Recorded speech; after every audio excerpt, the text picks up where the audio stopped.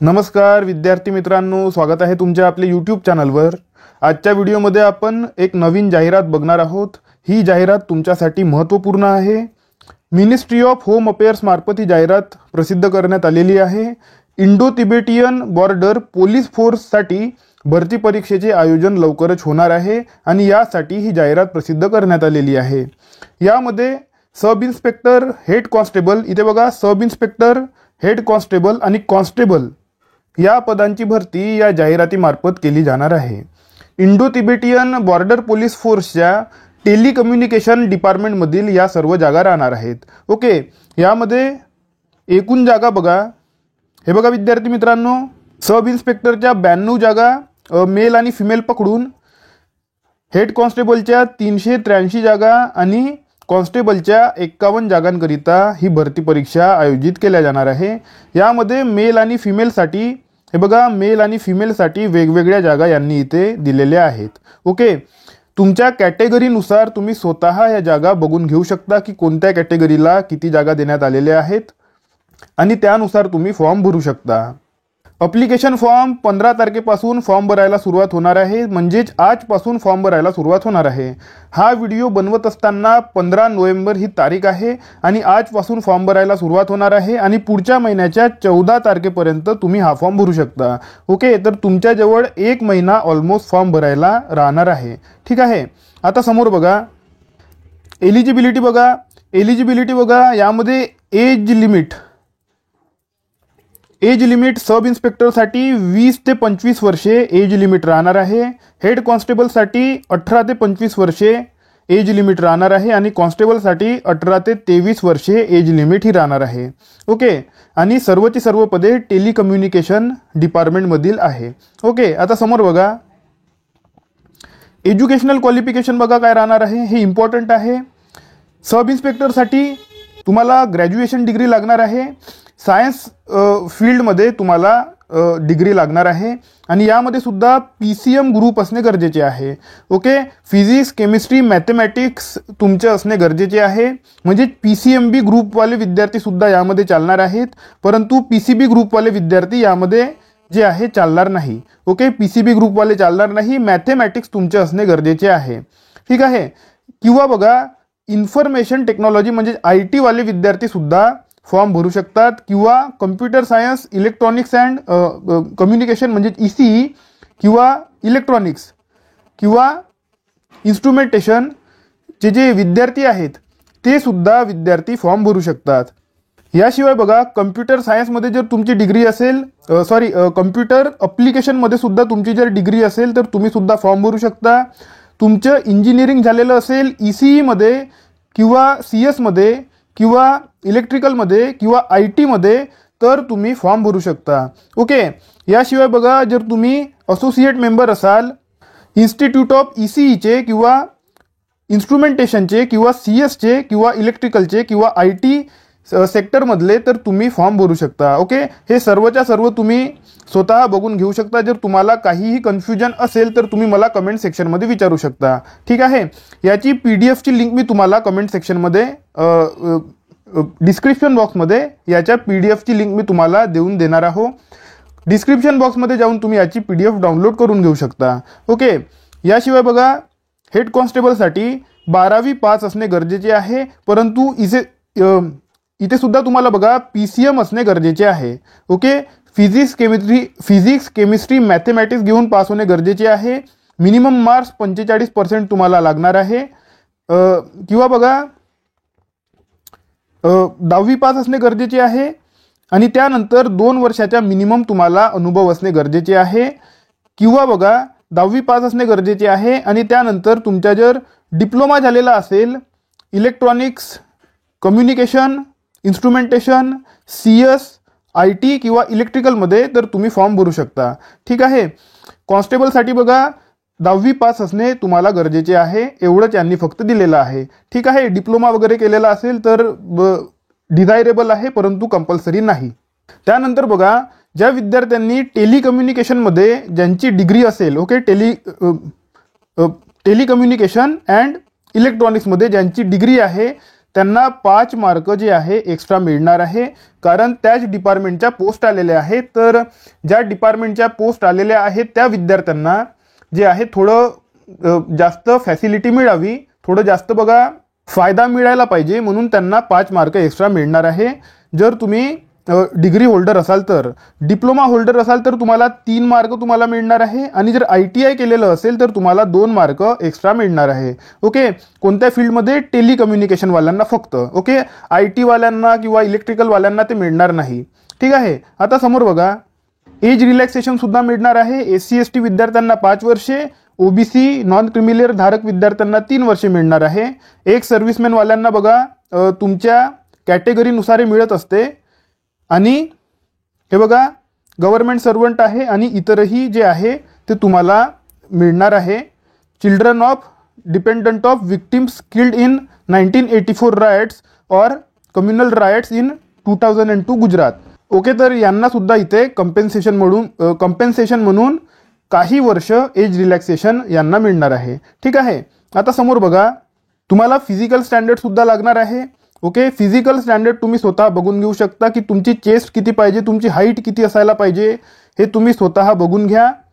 जे विद्यार्थी यामध्ये बसत असतील तेच विद्यार्थी समोर जाणार आहेत. ठीक आहे. आता समोर बघा, आता अप्लिकेशन फीस बघा. अप्लिकेशन फीस सब इन्स्पेक्टरसाठी 200 रुपये भरायचे आहे, OBC EWS आणि ओपन कॅटेगरीच्या विद्यार्थ्यांना. ओके, सब इन्स्पेक्टरसाठी OBC ओपन EWS 200 रुपये, आणि कॉन्स्टेबल आणि हेड कॉन्स्टेबलसाठी 100 रुपये OBC EWS आणि ओपन कॅटेगरीच्या विद्यार्थ्यांना भरायचे आहेत. SC ST, एक्स सर्व्हिसमॅन आणि फिमेल यांना कुठल्याही प्रकारे फीस भरायची नाही. ठीक आहे, हे तुम्ही लक्षात ठेवा. आता बघा, तुम्हाला कशा प्रकारे एक्झाम द्यायची आहे, तर पहिले तुमची फिजिकल टेस्ट होणार आहे. फिजिकल एफिशियन्सी टेस्ट म्हणजे PET तुम्हाला द्यायची आहे. यामध्ये सब इन्स्पेक्टरसाठी जर तुम्ही फॉर्म भरला असेल तर तुम्हाला 100 मीटरची एक तुमची रेस होणार. ओके, धावावं लागणार. हे तुम्हाला 16 सेकंदामध्ये कंप्लीट करायचे आहे. महिलांना 100 मीटर हे 18 सेकंदामध्ये कंप्लीट करायचे आहे. पुरुषांना त्यानंतर 1600 मीटर राहणार आहे, म्हणजेच 1.6 किलोमीटर म्हणजे 1600 मीटर असेल, आणि 7.5 मिनिटांमध्ये तुम्हाला 1600 मीटर क्रॉस करायचे आहे. महिलांना 800 मीटर क्रॉस करायचे आहे 4.5 मिनिटांमध्ये, म्हणजे 4 मिनिट 45 सेकंदांमध्ये तुम्हाला जे आहे 800 मीटर मुलींना क्रॉस करायचे आहे. ओके, हे झालं सब इन्स्पेक्टरसाठी. हेड कॉन्स्टेबलसाठी आणि कॉन्स्टेबलसाठी बघा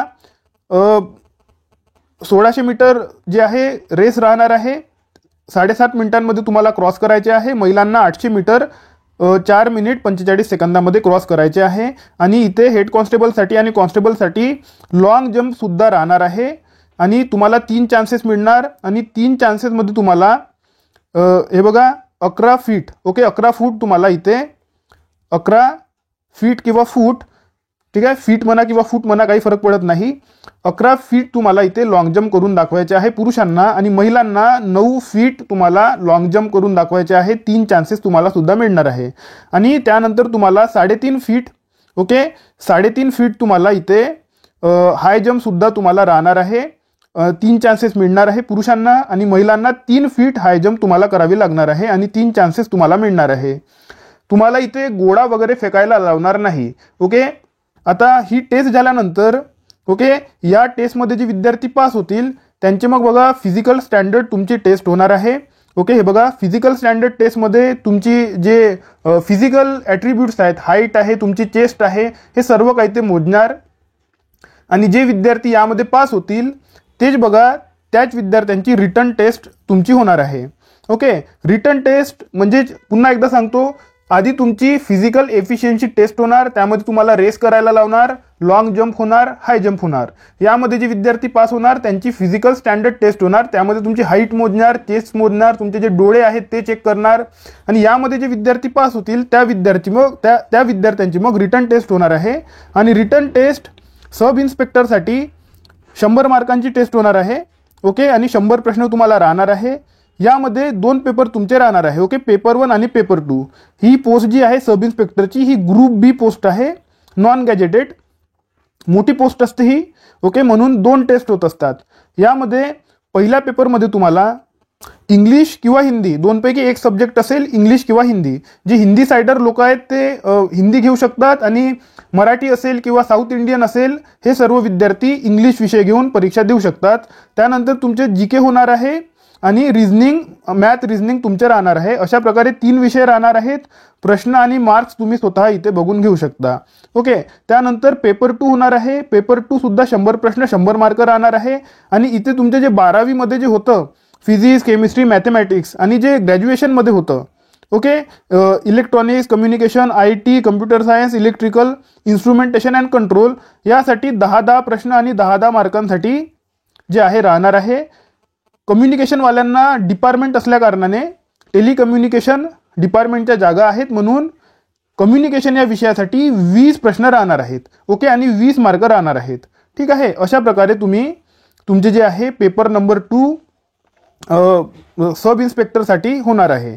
जर तुम्ही हेड कॉन्स्टेबलसाठी फॉर्म भरलेला असेल तर तुम्हाला 12वीच्या बेसवर राहणार आहेत 100 प्रश्न. आणि यामध्ये सुद्धा बघा इंग्लिशमध्ये राहणार आहे किंवा हिंदीमध्ये तुमचा पेपर एक राहणार आहे ग्रामरच्या. त्यानंतर जीके राहणार आहे, रिझनिंग राहणार आहे, फिजिक्स, केमिस्ट्री आणि मॅथ राहणार आहे, जे तुम्हाला 12वी सायन्समध्ये तुम्हाला होतं. ओके. आणि प्रश्नांची संख्या तुम्ही स्वतः बघून घेऊ शकता, मार्क्स सुद्धा तुम्ही स्वतः बघून घेऊ शकता. आणि कॉन्स्टेबलसाठी तुमचा सिंपल पेपर होणार आहे. 100 मार्काचे 100 प्रश्न राहणार आहे. इंग्लिश राहणार आहे, जीके राहणार आहे, रिझनिंग राहणार आहे आणि मॅथमॅटिक्स राहणार आहे. आणि प्रश्न तुम्ही स्वतः बघून घेऊ शकता, मार्क्स तुम्ही स्वतः बघून घेऊ शकता की कोणत्या सब्जेक्टला किती वेटेज यांनी दिलेलं आहे. ओके. त्यानंतर क्वालिफाईंग मार्क्स सुद्धा राहणार आहे. क्वालिफाईंग मार्क्स जनरल, EWS, एक सर्व्हिसमॅनसाठी 35% आणि SC, ST, OBC साठी 33% क्वालिफाईंग मार्क जे आहे राहणार आहेत. ओके. आता यात ही जे रिटन टेस्ट आहे, रिटन टेस्टच्या बेसवरच तुमचं जे आहे सिलेक्शन होणार आहे. जे तुम्ही फिजिकल टेस्ट आधी दिलेले आहेत त्या फक्त क्वालिफाईंग नेचरच्या आहे, ते तुम्हाला फक्त समोर ढकलण्याकरिता आहे, रिटन टेस्टपर्यंत पाठवण्याकरिता आहे. फिजिकल स्टँडर्ड टेस्टमध्ये जर तुम्ही पास झाले, फिजिकल एफिशियन्सी टेस्टमध्ये सुद्धा तुम्ही पास झाले तर तुम्ही रिटर्न टेस्ट देणार आणि रिटर्न टेस्टमध्ये तुम्हाला जे मार्क मिळालेले आहेत त्यानुसार तुमचा जो आहे कट ऑफ लागणार आहे. ठीक आहे. आता त्यानंतर मग तुमचं जे आहे डॉक्युमेंट व्हेरिफिकेशन पार पडणार आणि त्यानुसार तुम्हाला मग तुमची पोस्ट मिळणार आहे. ओके. तर बघा विद्यार्थी मित्रांनो, सर्व महत्त्वपूर्ण माहिती मी तुम्हाला दिलेली आहे. तरीसुद्धा तुम्हाला असं वाटत असेल की एखादी माहिती माझ्या हातून राहिलेली आहे किंवा एखादी माहिती माझ्या हातून चुकलेली आहे, ओके, सांगताना जर एखादी चूक झालेली असेल तर तुम्ही ते मला कमेंट सेक्शनमध्ये सांगू शकता. व्हॉट्सॲप चॅनलची लिंक मी तुम्हाला डिस्क्रिप्शन बॉक्समध्ये दिलेली आहे. डिस्क्रिप्शन बॉक्समध्ये जाऊन आपलं व्हॉट्सॲप चॅनल तुम्ही जॉईन करून घेऊ शकता. व्हॉट्सॲप चॅनलवरच तुम्हाला याची संपूर्ण PDF सुद्धा मिळणार आहे. ठीक आहे. आता आपण भेटूया आपल्या पुढच्या व्हिडिओमध्ये. तोपर्यंत अभ्यास करत राहा. या व्हिडिओला लाईक करा, चॅनलला सबस्क्राईब करा आणि बेल आयकॉन प्रेस करून टाका. धन्यवाद.